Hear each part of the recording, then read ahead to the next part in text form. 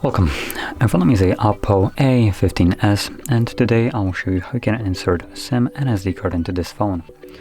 So to get started, you will need to grab one of these, a SIM eject tool, which comes provided with the device in the box, so you can get it from there.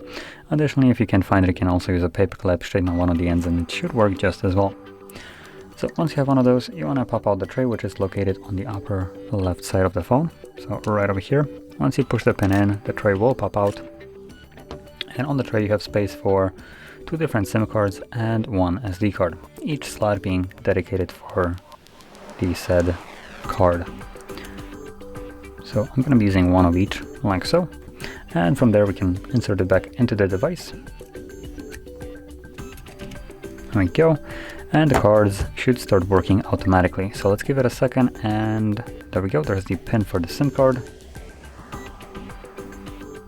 And SD card should be working as well.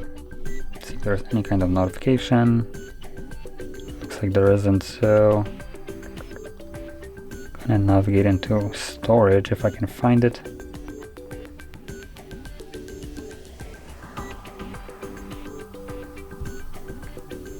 So there we go, there is the SD card as well.